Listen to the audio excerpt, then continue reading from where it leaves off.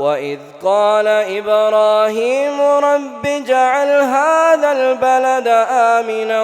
واجنبني وبني أن نعبد الأصنام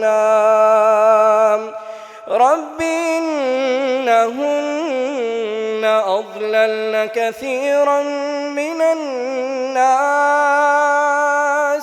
فمن تبعني فإنه مني ومن عصاني فإنك غفور رحيم ربنا إني أسكنت من ذريتي بواد غير ذي زرع عند بيتك المحرم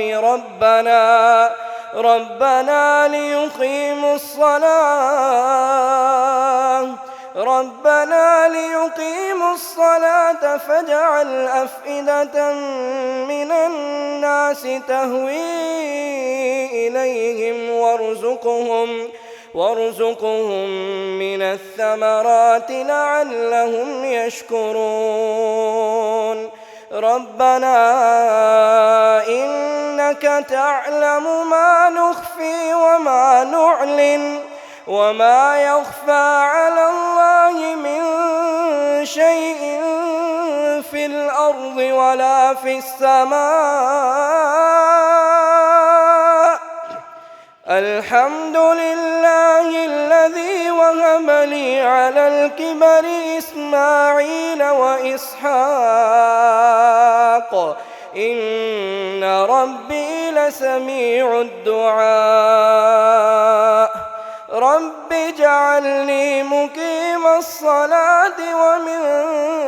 ذريتي ربنا وتقبل دعاء ربنا اغفر لي ولوالدي وللمؤمنين يوم يقوم الحساب ولا تحسبن الله غافلا عما يعمل الظالمون إنما يؤخرهم ليوم تشخص فيه الأبصار مهطعين مقنعي رؤوسهم لا يرتد إليهم طرفهم وأفئدتهم هواء وأنذر الناس يوم يأتيهم العذاب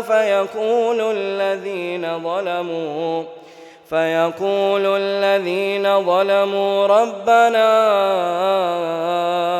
أخرنا إلى أجل قريب نجب دعوتك ونتبع الرسل أولم تكونوا أقسمتم من قبل ما لكم من زوال وسكنتم في مساكن الذين ظلموا أنفسهم وتبين لكم كيف فعلنا بهم وضربنا لكم الأمثال وقد مكروا مكرهم وعند الله مكرهم وإن كان مكرهم لتزول منه الجبال فلا تحسبن الله مخلف وعده رسله إن الله عزيز ذو انتقام يوم تبدل الأرض غير الأرض والسماوات وبرزوا لله الواحد القهار وترى المجرمين يومئذ مقرنين في الأصفاد سرابيلهم من قطران وتغشى وجوههم النار ليجزي الله كل نفس ما كسبت إن الله سريع الحساب.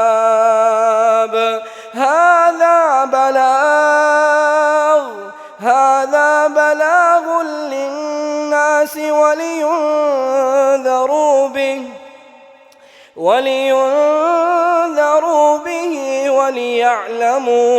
وليعلموا أنما هو إله